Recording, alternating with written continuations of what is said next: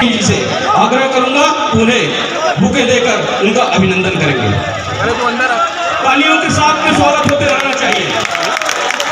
इसके उपरांत हमारे कैबिनेट मंत्री सम्माननीय लखनलाल देवांगन जी से आग्रह करूंगा कि उनका सम्माननीय योगी आदित्यनाथ जी का स्वागत करेंगे। सम्मान की पूर्व गृह मंत्री आदरणीय नंदकीराम तंवर जी से आग्रह करूंगा कि उनका अभिनंदन करेंगे। हमारे प्रदेश भारतीय जनता पार्टी के मंत्री आदरणीय विकास महतो जी से मैं आग्रह करूंगा कि हमारे मुख्यमंत्री जी का अभिनंदन करेंगे। हमारे जिले के जिलाध्यक्ष आदरणीय डॉक्टर राजू सिंह जी से भी आग्रह करूंगा कि सम्माननीय मुख्यमंत्री जी का अभिनंदन करेंगे। इसी के साथ ही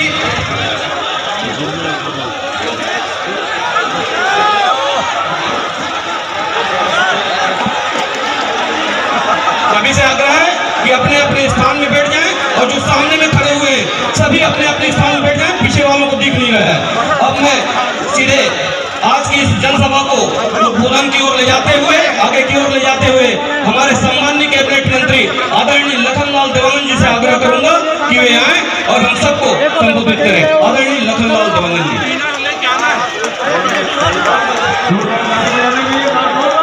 भारत माता की, भारत माता की, भारतीय जनता पार्टी जिंदाबाद, भारतीय जनता पार्टी जिंदाबाद, नरेंद्र मोदी जिंदाबाद, नरेंद्र मोदी जिंदाबाद, योगी आदित्यनाथ जिंदाबाद, विष्णुदेव साय जिंदाबाद, सरोज दीदी जिंदाबाद। आज हमारे बीच उनके बात को सुनने के लिए ललायित रहते हैं और ऐसे मुख्यमंत्री सम्मानीय आदित्यनाथ योगी जी आज हम सबके बीच उपस्थित हैं।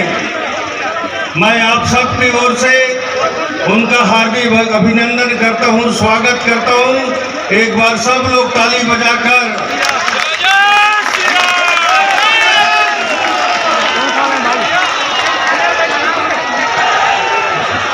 साथ ही हमारे इस लोकसभा के लोकप्रिय प्रत्याशी हम सब के नेत्री सम्मानीय दीदी सरोज पांडे जी भी हम सबके बीच उपस्थित हैं। साथ ही हमारे भारतीय जनता पार्टी के जिला के अध्यक्ष डॉक्टर राजू सिंह जी सहित मंच में विराजमान भारतीय जनता पार्टी के सभी हमारे सम्मानीय नेतागण, आज हम सब माननीय योगी जी का बात को सुनने के लिए हम सब यहाँ पर उपस्थित हैं। और हम सब लोगों ने जो संकल्प लिया है कि अपनी बार मोदी सरकार, अपनी बार 400 पार, तो कोरबा में भी सरोज दीदी का नाम उसमें रहे। और सरोज दीदी के हम लोगों ने जो संकल्प लिया है कि अपने कोरबा लोकसभा से उनको मोदी जी को 400 पार, तो सरोज दीदी को 4 लाख पार, तो आप सबके ताकत से संभव होगा। और निश्चित तौर पर हम सब लोग आज महाराज जी का बात को सुनने के लिए यहाँ उपस्थित हुए हैं। मैं आप सबका हार्दिक अभिनंदन करते हुए, स्वागत करते हुए, पुनः महाराज जी का हार्दिक अभिनंदन करते हुए अपने वाणी को विराम देता हूँ।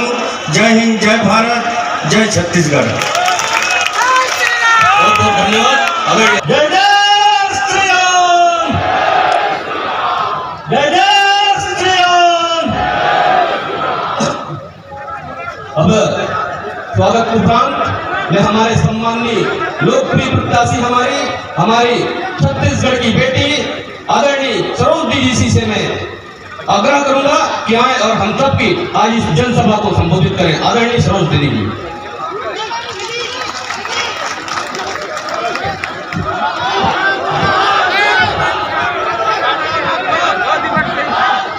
दोनों हाथ उठा के जयकारा करेंगे। बोलिए भारत माता की, भारत माता की, छत्तीसगढ़ बिहारी की, छत्तीसगढ़ बिहारी की। आज इस भगवामय वातावरण में हम सबके बीच में देश के सबसे बड़े प्रदेश के आधुनिक चिंतक, आधुनिक संत, उत्तर प्रदेश के मुख्यमंत्री माननीय योगी आदित्यनाथ जी का भी आगमन हुआ है। छत्तीसगढ़ की इस धरा पर हम उनका हार्दिक स्वागत करते हैं, अभिनंदन करते हैं। और हम सबके लिए आज ये उत्साह, ये उल्लास इस बात का प्रतीक है कि हमारे उत्तर प्रदेश के मुख्यमंत्री जी उत्तर प्रदेश को विकास की गति पर लगातार आगे बढ़ा रहे हैं।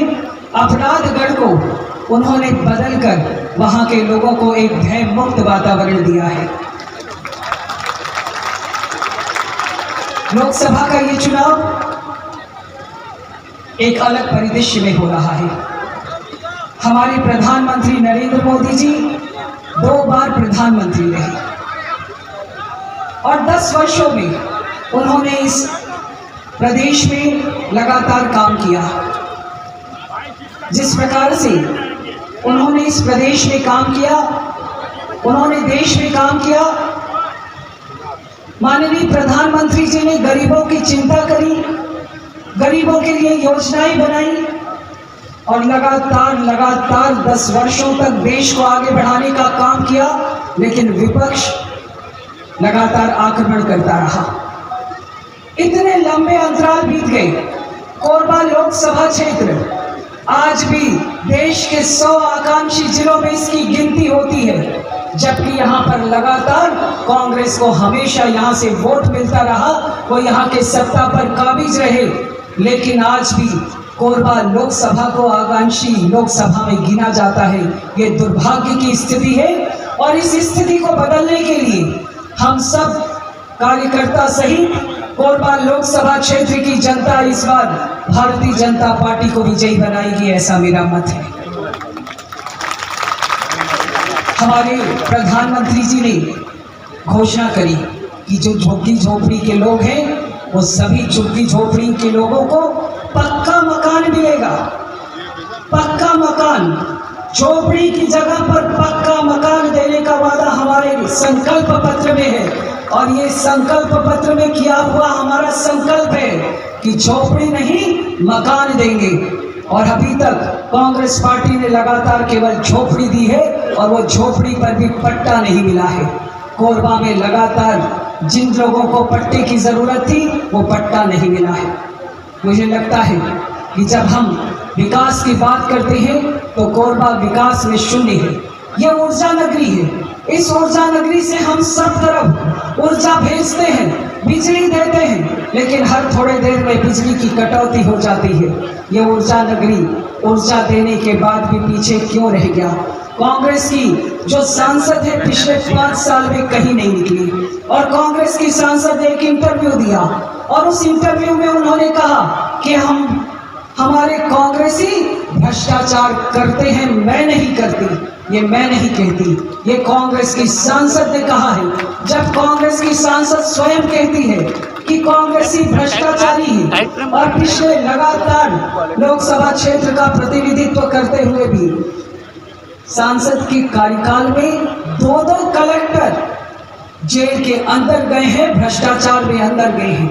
कांग्रेस को इस बात का जवाब देना चाहिए। बंधु, और आने वाले 7 मई को कमल फूल का बटन दबाकर आपकी इस बहन को आशीर्वाद दें। इस निवेदन के साथ मैं अपनी वाणी को विराम देती हूँ। धन्यवाद। जय भारत, जय छत्तीसगढ़।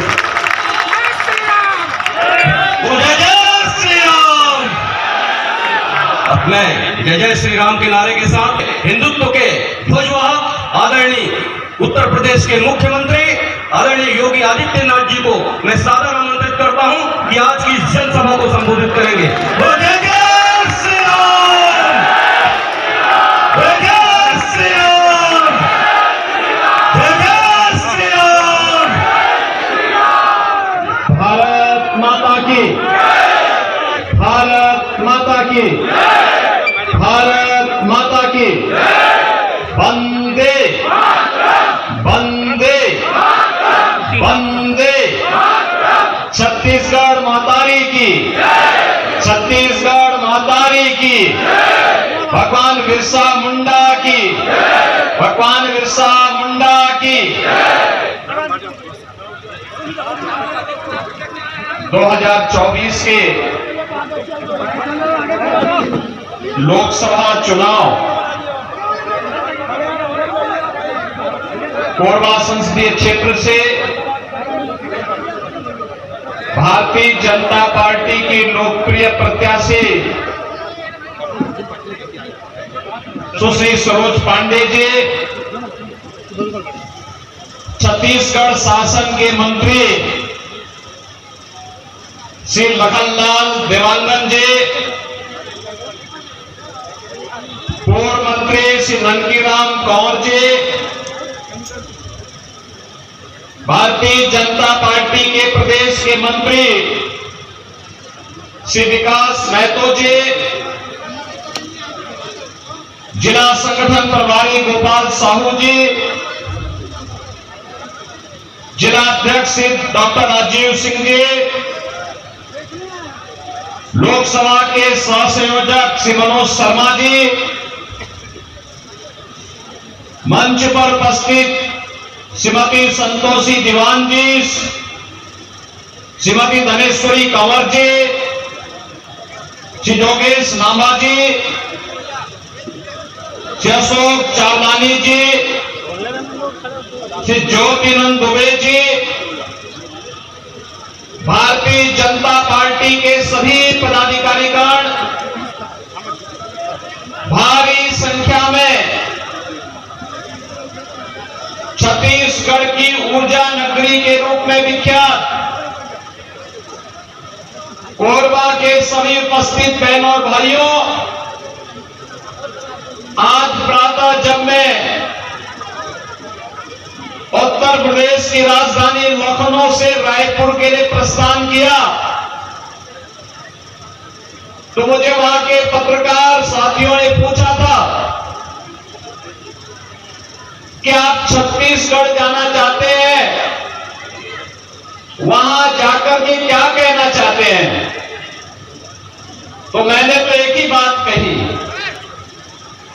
और बहनों भाइयों मैंने कहा कि छत्तीसगढ़िया सबसे बढ़िया। लोगों ने कहा कैसे? मैंने कहा बताओ कौन ऐसा व्यक्ति होगा जिसको ननिहाल अच्छा न लगता हो? अरे छत्तीसगढ़ तो हम उत्तर प्रदेश वासियों के लिए ननिहाल जैसा है। भगवान राम का ननिहाल है, माता कौशल्या का मायका है और इसीलिए तो 500 वर्षों का इंतजार समाप्त करके जब अयोध्या में प्रभु राम फिर से विराजमान हुए हैं तो सबसे अधिक उल्लास और उमंग अगर कहीं पर था तो छत्तीसगढ़ की धरती पर था।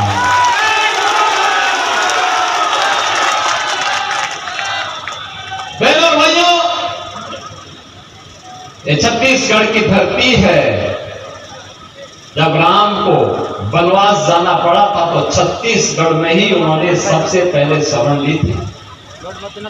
और बहनों भाइयों, एक संकल्प ऋषि मुनियों को, समाज के सज्जन प्रवृत्ति के लोगों को निस्सरहीन करोमयी बुझ उठाए प्रण कीन के संकल्प के साथ इसी छत्तीसगढ़ की धरती का एक सिंहनाद भारत को राम राज्य की ओर ले जाने के लिए प्रभु राम ने किया था। और इसलिए भाइयों बहनों, आज जब हम लोग यहां पर आए, तीसरे चरण में आपको चुनाव करना है। आपको देखना होगा पिछले 10 वर्ष में आपने मोदी जी के नेतृत्व में बदलते हुए भारत को देखा है।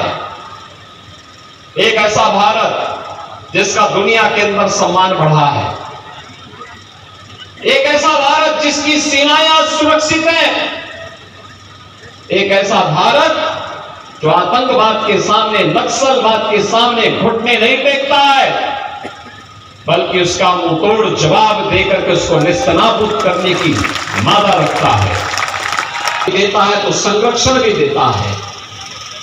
विकास के बड़े बड़े कार्य लेके आता है।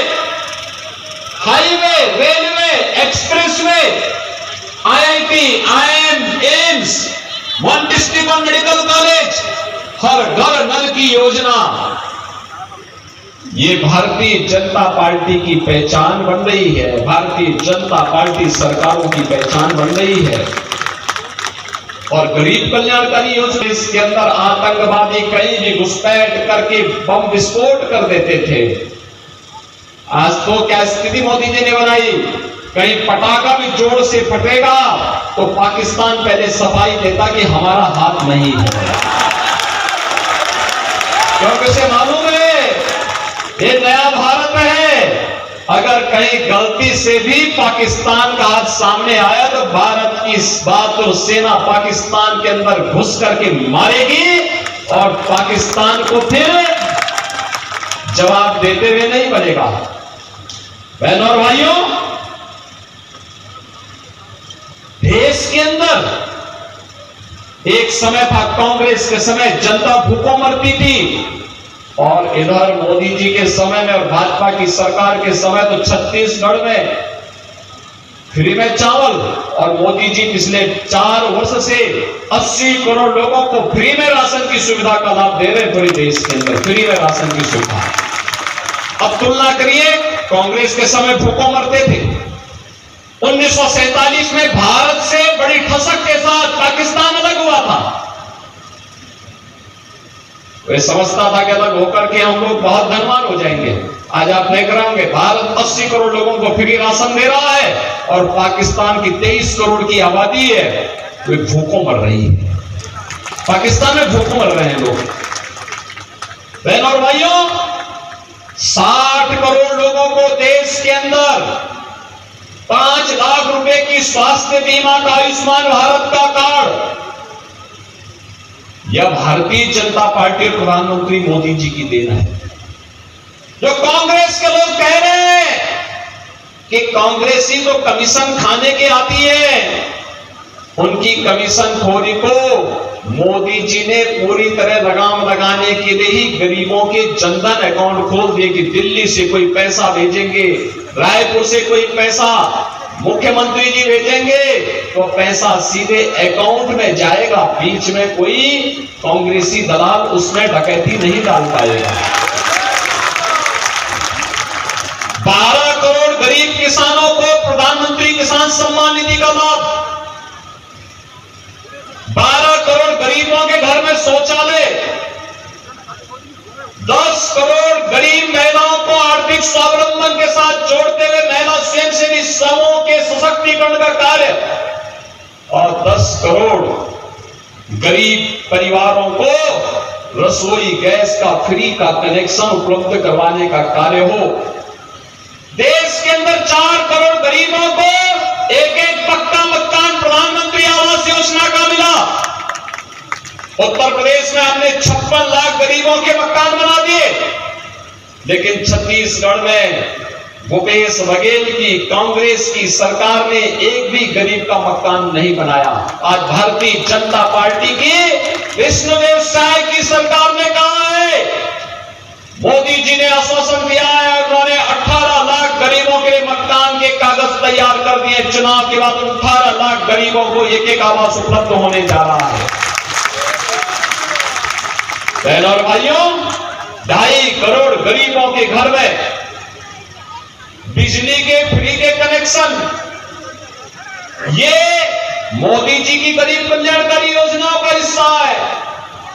एक तरफ फ्री में राशन और दूसरी तरफ कांग्रेस क्या करती थी, कांग्रेस ने तो घोटाले पे घोटाले, शराब का घोटाला, कोटा का घोटाला, पब्लिक सर्विस कमीशन का घोटाला, और तो घोटाले थे, गोबर में भी घोटाला कांग्रेस ने यहां कर दिया।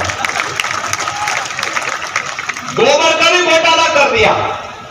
भगवान को भी नहीं छोड़ा, भगवान को भी नहीं छोड़ा। बहनों और भाइयों, महादेव ऐप के नाम पे भी घोटाला कर रहा है। और तो और इनकी मति कैसे मारी गई थी, इनका दोहरा चरित्र तो देखो। आप मुझे बताओ, जब राम मंदिर का आंदोलन चल रहा था, हम कहते थे रामलला हम आएंगे, मंदिर वहीं बनाएंगे, और कांग्रेस के लोग उस समय सुप्रीम कोर्ट में क्या एफिडेविट दे रहे थे, कह रहे थे राम हुए ही नहीं। और जब अयोध्या में मोदी जी के प्रयास से रामलला फिर से विराजमान हो गए, अब कांग्रेस के लोग कहते हैं राम तो सबके हैं। बोल रहे हैं ना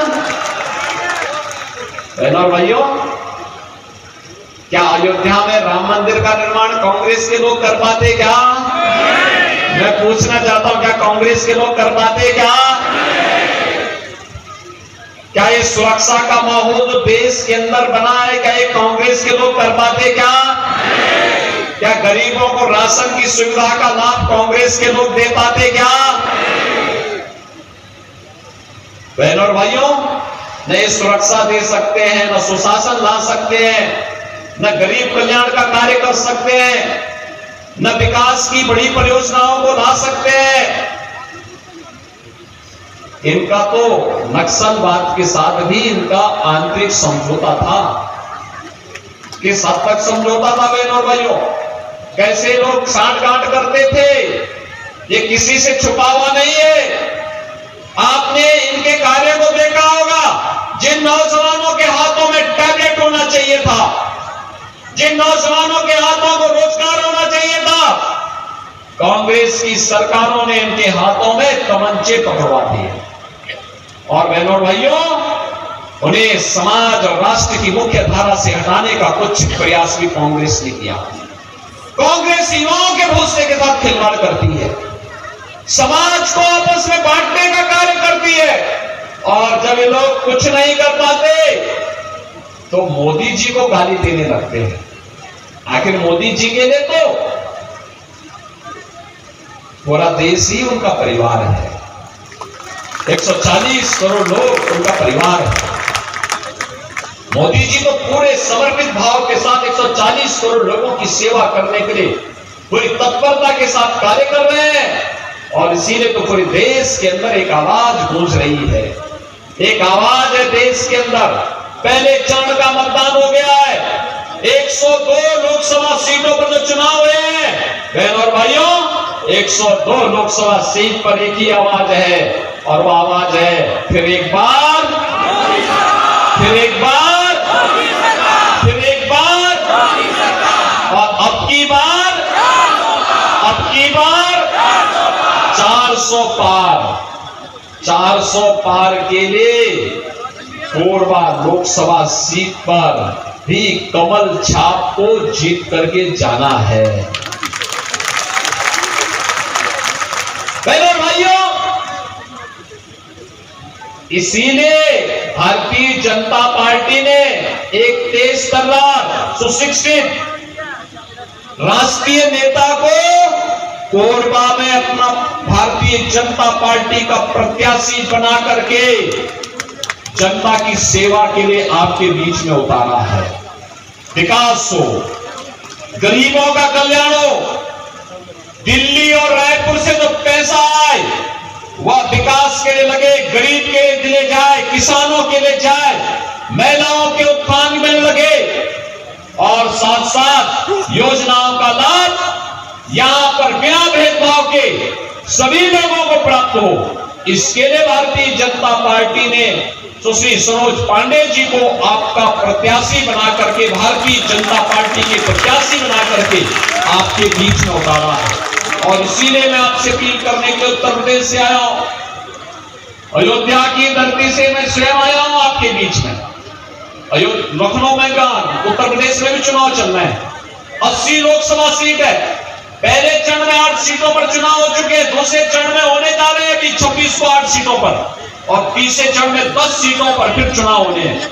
लेकिन फिर भी हमने कहा नहीं, कोरबा तो जरूर जाएंगे एक बार। और बहनों भाइयों, इसीलिए कोरबा आए हैं, प्रोग्राम की धरती का संदेश लेकर के आए हैं। और ननिहाल के लोग इसके लिए विकसित भारत चाहिए, और विकसित भारत के लिए मोदी जी फिर से चाहिए, और मोदी जी के लिए आवश्यक है कि कोरबा लोकसभा सीट में भी कमल छाप कि प्रत्याशी के रूप में सुश्री सरोज पांडे जी भारी बहुमत से विजयी बनकर के जाए।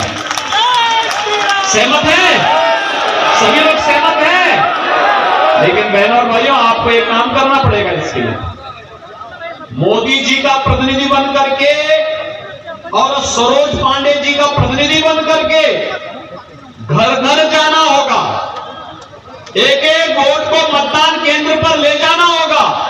जब 7 मई को चुनाव होंगे तो इस कार्य को करना होगा। सहमत है? सहमत है? जाएंगे, भाजपा को जिताएंगे, कमल खिलाएंगे। बहनों और भाइयों, अगर आप सहमत हैं तो भारत को दुनिया की कोई ताकत अब रोक नहीं पाएगी, ये मैं विश्वास के साथ कह सकता हूं। और इसलिए मेरे साथ आप करेंगे भारत माता की, भारत माता की, भारत माता की। बहुत धन्यवाद। जय जय श्री राम, जय जय श्री राम। निश्चित ही आज की इस विशाल जनसभा के बाद में हमारे सम्माननीय योगी आदित्यनाथ जी के सारगर्भित उद्बोधन के बाद में हम यह लोकसभा सीट भारी मतों के साथ में जीतने जा रहे हैं। और आज की इस जनता जनार्दन की इस जनसभा में पधारने के लिए मैं आभार प्रकट करने के लिए हमारे जिले के महामंत्री भाई टिकेश्वर राठिया जी से आग्रह करूंगा कि आकर अपना सवाल प्रदर्शन करें। धन्यवाद। भारत माता की जय जय श्री राम।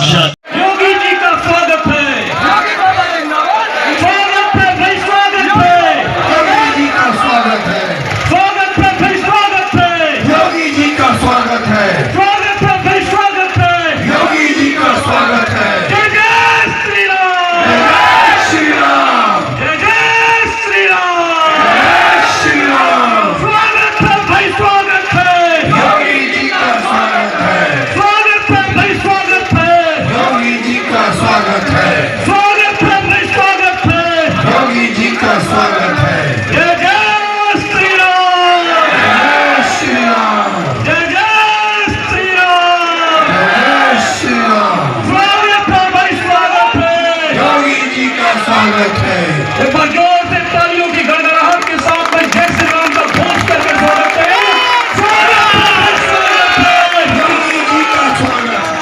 स्वागत है भाई, स्वागत है, योगी जी का स्वागत जय जय श्री राम, है।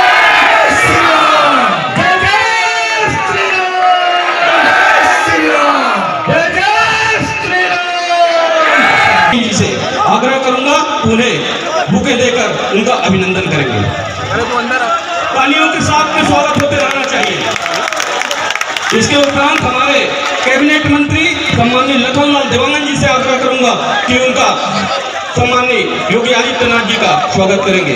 सम्माननीय पूर्व गृह मंत्री आदरणीय नंदीराम तोमर जी से आग्रह करूंगा कि उनका अभिनंदन करेंगे। हमारे प्रदेश भारतीय जनता पार्टी के मंत्री आदरणीय विकास महतो जी से मैं आग्रह करूंगा कि हमारे मुख्यमंत्री जी का अभिनंदन करेंगे। हमारे जिले के जिला अध्यक्ष आदरणीय डॉक्टर राजू सिंह जी से भी आग्रह करूंगा कि सम्माननीय मुख्यमंत्री जी का अभिनंदन करेंगे। इसी के साथ ही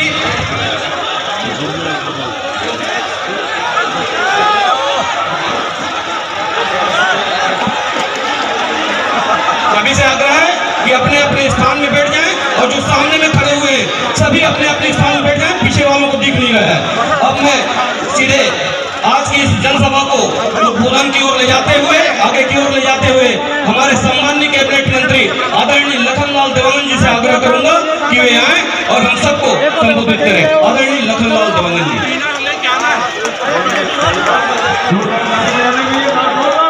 भारत माता की, भारत माता की, भारतीय जनता पार्टी जिंदाबाद, भारतीय जनता पार्टी जिंदाबाद,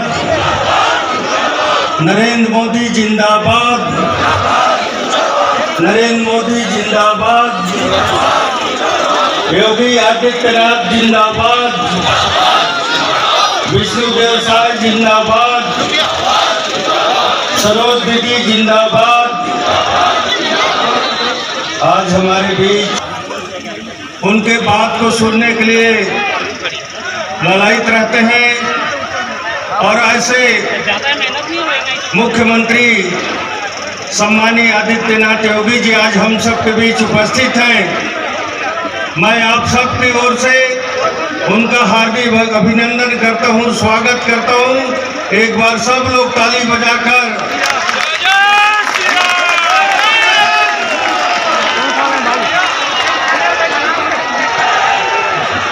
साथ ही हमारे इस लोकसभा के लोकप्रिय प्रत्याशी हम सब के नेत्री सम्मानीय दीदी सरोज पांडे जी भी हम सबके बीच उपस्थित हैं।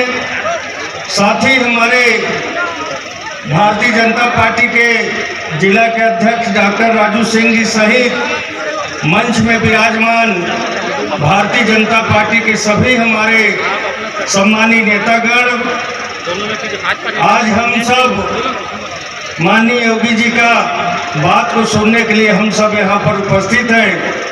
और हम सब लोगों ने जो संकल्प लिया है कि अपनी बार मोदी सरकार, अपनी बार 400 पार, तो कोरबा में भी सरोज दीदी का नाम उसमें रहे।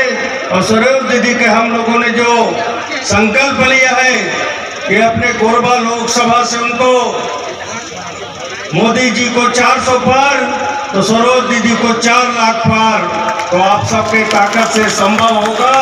और निश्चित तौर पर हम सब लोग आज महाराज जी का बात को सुनने के लिए यहाँ उपस्थित हुए हैं। मैं आप सबका हार्दिक अभिनंदन करते हुए, स्वागत करते हुए, पुनः महाराज जी का हार्दिक अभिनंदन करते हुए अपने वाणी को विराम देता हूँ। जय हिंद, जय भारत, जय छत्तीसगढ़। बहुत बहुत धन्यवाद। अगर जय जय श्री राम, जय जय श्री राम। अब स्वागत उपरांत में हमारे सम्माननीय लोकप्रिय प्रत्याशी हमारी छत्तीसगढ़ की बेटी आदरणीय सरोज दीदी जी से मैं आग्रह करूंगा कि आए और हम सबकी आज इस जनसभा को संबोधित करें। आदरणीय सरोज दीदी जी।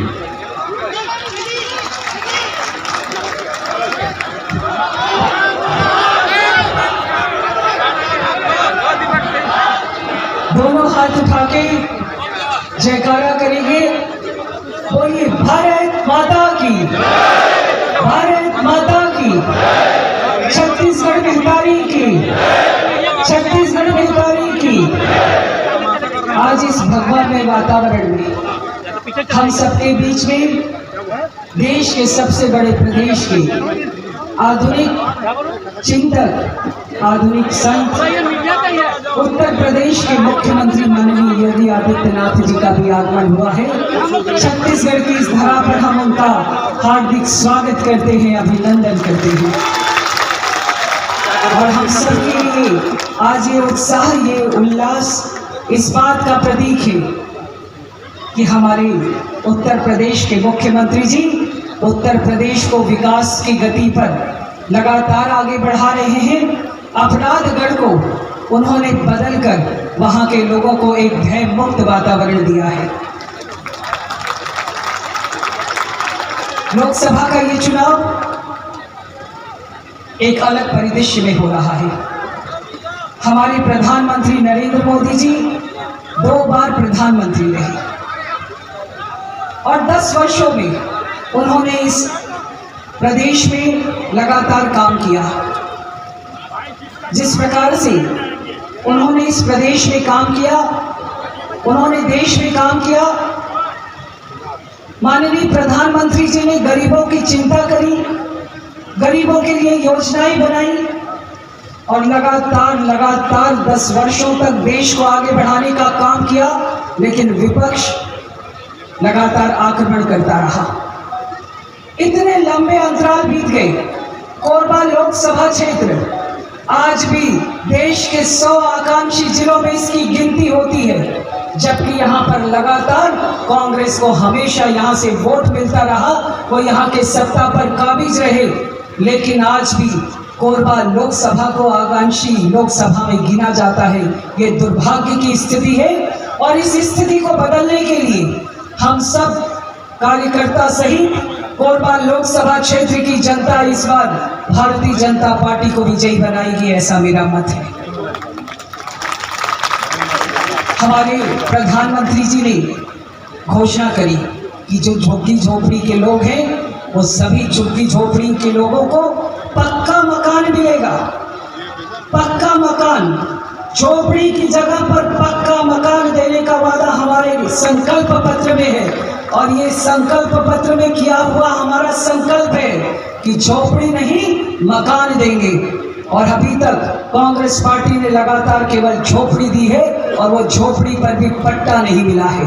कोरबा में लगातार जिन लोगों को पट्टे की जरूरत थी वो पट्टा नहीं मिला है। मुझे लगता है कि जब हम विकास की बात करते हैं तो कोरबा विकास में शून्य है।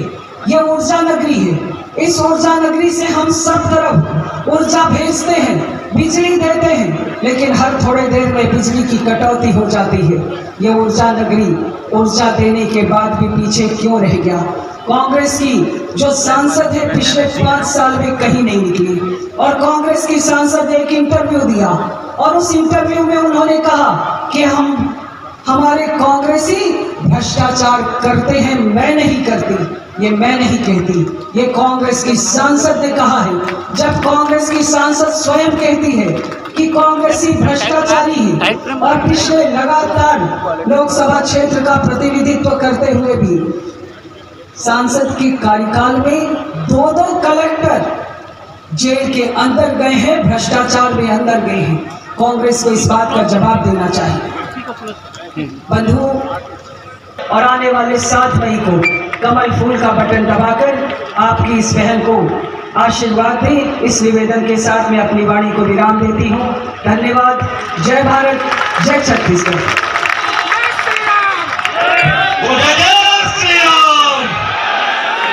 अब मैं जय जय श्री राम के नारे के साथ हिंदुत्व के ध्वजवाहक आदरणीय उत्तर प्रदेश के मुख्यमंत्री आदरणीय योगी आदित्यनाथ जी को मैं सादर आमंत्रित करता हूं कि आज की जनसभा को संबोधित करेंगे। जय जय श्री राम, जय जय श्री राम, जय जय श्री राम। भारत माता की, भारत माता की, भारत माता की।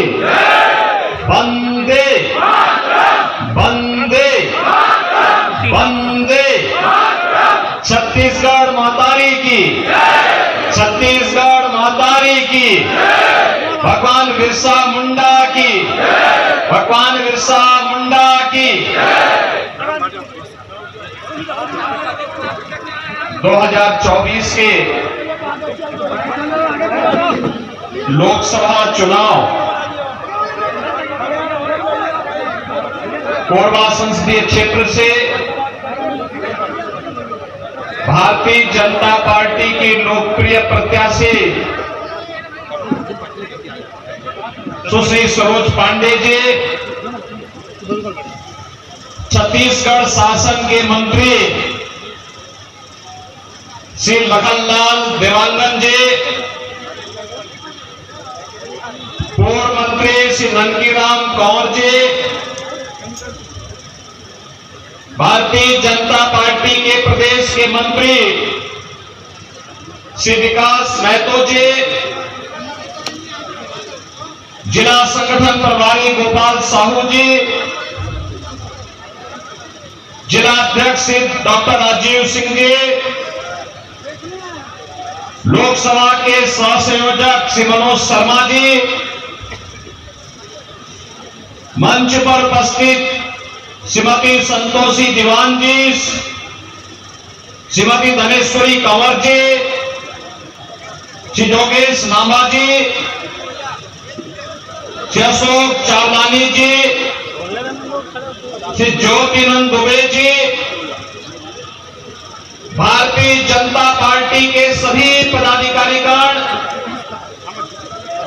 भारी संख्या में छत्तीसगढ़ की ऊर्जा नगरी के रूप में विख्यात कोरबा के सभी उपस्थित बहनों और भाइयों, आज प्रातः जब मैं उत्तर प्रदेश की राजधानी लखनऊ से रायपुर के लिए प्रस्थान किया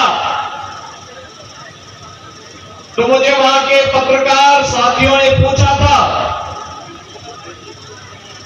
कि आप छत्तीसगढ़ जाना चाहते हैं, वहां जाकर के क्या कहना चाहते हैं? तो मैंने तो एक ही बात कही और बहनों भाइयों मैंने कहा कि छत्तीसगढ़िया सबसे बढ़िया। लोगों ने कहा कैसे?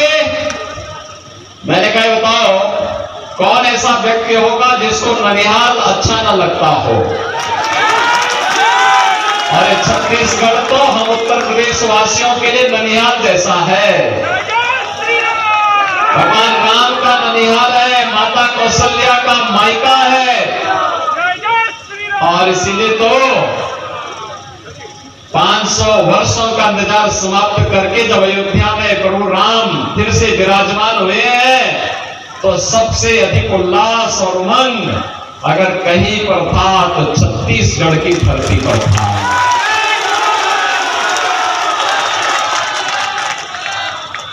बहनों भाइयों, ये छत्तीसगढ़ की धरती है। जब राम को वनवास जाना पड़ा था तो छत्तीसगढ़ में ही उन्होंने सबसे पहले शरण ली थी। और बहनों भाइयों, एक संकल्प ऋषि मुनियों को, समाज के सज्जन प्रवृत्ति के लोगों को निस्सरहीन करोमयी भुज उठाए प्रण कीन के संकल्प के साथ इसी छत्तीसगढ़ की धरती का एक सिंहनाद भारत को राम राज्य की ओर ले जाने के लिए प्रभु राम ने किया था। और इसलिए भाइयों बहनों, आज जब हम लोग यहां पर आए, तीसरे चरण में आपको चुनाव करना है। आपको देखना होगा, पिछले 10 वर्ष में आपने मोदी जी के नेतृत्व में बदलते हुए भारत को देखा है।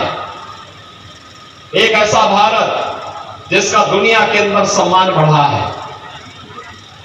एक ऐसा भारत जिसकी सीमाएं आज सुरक्षित है, एक ऐसा भारत जो आतंकवाद के सामने, नक्सलवाद के सामने घुटने नहीं टेकता है, बल्कि उसका मुंहतोड़ जवाब देकर के उसको निस्तनाबूद करने की मादा रखता है। देता है तो संरक्षण भी देता है, विकास के बड़े बड़े कार्य लेके आता है, highway, railway, expressway, IIT, IIM, AIIMS, 1 district 1 medical college, हर घर नल की योजना, ये भारतीय जनता पार्टी की पहचान बन रही है। भारतीय जनता पार्टी सरकारों की पहचान बन रही है। और गरीब कल्याणकारी योजना, इसके अंदर आतंकवादी कहीं भी घुसपैठ करके बम विस्फोट कर देते थे। आज तो क्या स्थिति मोदी जी ने बनाई, कहीं पटाखा भी जोर से फटेगा तो पाकिस्तान पहले सफाई देता कि हमारा हाथ नहीं है, क्योंकि उसे मालूम है ये नया भारत है। अगर कहीं गलती से भी पाकिस्तान का हाथ सामने आया तो भारत की बहादुर सेना पाकिस्तान के अंदर घुस करके मारेगी और पाकिस्तान को फिर जवाब देते हुए नहीं बनेगा। बहनों और भाइयों, देश के अंदर एक समय था, कांग्रेस के समय जनता भूखों मरती थी, और इधर मोदी जी के समय में और भाजपा की सरकार के समय तो छत्तीसगढ़ में फ्री में चावल, और मोदी जी पिछले 4 वर्ष से 80 करोड़ लोगों को फ्री में राशन की सुविधा का लाभ दे रहे हैं। पूरे देश के अंदर फ्री में राशन की सुविधा। अब तुलना करिए, कांग्रेस के समय भूखों मरते थे। 1947 में भारत से बड़ी ठसक के साथ पाकिस्तान अलग हुआ था। वे समझता था कि अलग होकर के हम लोग बहुत धनवान हो जाएंगे। आज आप देख रहे होंगे, भारत 80 करोड़ लोगों को फ्री राशन दे रहा है और पाकिस्तान की 23 करोड़ की आबादी है, वे भूखों मर रही है। पाकिस्तान में भूखों मर रहे हैं लोग। बहनों और भाइयों, 60 करोड़ लोगों को देश के अंदर 5 लाख रुपए की स्वास्थ्य बीमा का आयुष्मान भारत का कार्ड, यह भारतीय जनता पार्टी और प्रधानमंत्री मोदी जी की देन है। जो कांग्रेस के लोग कह रहे हैं कि कांग्रेसी तो कमीशन खाने के आती है, उनकी कमीशन खोरी को मोदी जी ने पूरी तरह लगाम लगाने के लिए ही गरीबों के जनधन अकाउंट खोल दिए कि दिल्ली से कोई पैसा भेजेंगे, रायपुर से कोई पैसा मुख्यमंत्री जी भेजेंगे तो पैसा सीधे अकाउंट में जाएगा, बीच में कोई कांग्रेसी दलाल उसमें डकैती नहीं डाल पाएगा। 12 करोड़ गरीब किसानों को प्रधानमंत्री किसान सम्मान निधि का लाभ, 12 करोड़ गरीबों के घर में शौचालय, 10 करोड़ गरीब महिलाओं को आर्थिक स्वावलंबन के साथ जोड़ते हुए महिला स्वयंसेवी समूह के सशक्तिकरण का कार्य, और 10 करोड़ गरीब परिवारों को रसोई गैस का फ्री का कनेक्शन उपलब्ध करवाने का कार्य हो। देश के अंदर 4 करोड़ गरीबों को एक पक्का मकान प्रधानमंत्री आवास योजना का मिला। उत्तर प्रदेश में हमने 56 लाख गरीबों के मकान बना दिए, लेकिन छत्तीसगढ़ में भूपेश बघेल की कांग्रेस की सरकार ने एक भी गरीब का मकान नहीं बनाया। आज भारतीय जनता पार्टी की विष्णुदेव साय की सरकार ने कहा है, मोदी जी ने आश्वासन दिया है, उन्होंने 18 लाख गरीबों के मकान के कागज तैयार कर दिए। चुनाव के बाद 18 लाख गरीबों को एक आवास उपलब्ध होने जा रहा है। बहनों और भाइयों, 2.5 करोड़ गरीबों के घर में बिजली के फ्री के कनेक्शन, ये मोदी जी की गरीब कल्याणकारी योजनाओं का हिस्सा है। एक तरफ फ्री में राशन और दूसरी तरफ कांग्रेस क्या करती थी? कांग्रेस ने तो घोटाले पे घोटाले, शराब का घोटाला, कोटा का घोटाला, पब्लिक सर्विस कमीशन का घोटाला, और तो घोटाले थे, गोबर में भी घोटाला कांग्रेस ने यहां कर दिया। गोबर का भी घोटाला कर दिया। भगवान को भी नहीं छोड़ा, भगवान को भी नहीं छोड़ा। बहनों और भाइयों, महादेव ऐप के नाम पे भी घोटाला कर रहा है। और तो और इनकी मति कैसे मारी गई थी, इनका दोहरा चरित्र तो देखो। आप मुझे बताओ, जब राम मंदिर का आंदोलन चल रहा था, हम कहते थे रामलला हम आएंगे, मंदिर वहीं बनाएंगे, और कांग्रेस के लोग उस समय सुप्रीम कोर्ट में क्या एफिडेविट दे रहे थे, कह रहे थे राम हुए ही नहीं। और जब अयोध्या में मोदी जी के प्रयास से रामलला फिर से विराजमान हो गए, और कांग्रेस के लोग कहते हैं राम तो सबके हैं। बोल रहे हैं ना बहनों और भाइयों? क्या अयोध्या में राम मंदिर का निर्माण कांग्रेस के लोग कर पाते क्या? मैं पूछना चाहता हूं, क्या कांग्रेस के लोग कर पाते क्या? क्या ये सुरक्षा का माहौल देश के अंदर बना है, क्या ये कांग्रेस के लोग कर पाते क्या? क्या गरीबों को राशन की सुविधा का लाभ कांग्रेस के लोग दे पाते क्या? बहनों और भाइयों, न सुरक्षा दे सकते हैं, न सुशासन ला सकते हैं, न गरीब कल्याण का कार्य कर सकते हैं, न विकास की बड़ी परियोजनाओं को ला सकते हैं। इनका तो नक्सलवाद के साथ भी इनका आंतरिक समझौता था। किस हद तक समझौता था बहनों और भाइयों? कैसे लोग साठगांठ करते थे, ये किसी से छुपा हुआ नहीं है। आपने इनके कार्य को देखा होगा। जिन नौजवानों के हाथों में टैबलेट होना चाहिए था, जिन नौजवानों के हाथों को रोजगार होना चाहिए था, कांग्रेस की सरकारों ने इनके हाथों में तमंचे पकड़वा दिए। और बहनों और भाइयों, उन्हें समाज और राष्ट्र की मुख्य धारा से हटाने का कुछ प्रयास भी कांग्रेस ने किया। कांग्रेस युवाओं के भविष्य के साथ खिलवाड़ करती है, समाज को आपस में बांटने का कार्य करती है। और जब ये लोग कुछ नहीं कर पाते तो मोदी जी को गाली देने लगते हैं। आखिर मोदी जी के लिए तो पूरा देश ही उनका परिवार है। 140 करोड़ लोग उनका परिवार है। मोदी जी तो पूरे समर्पित भाव के साथ 140 करोड़ लोगों की सेवा करने के लिए पूरी तत्परता के साथ कार्य कर रहे हैं। और इसीलिए तो पूरे देश के अंदर एक आवाज गूंज रही है, एक आवाज है देश के अंदर।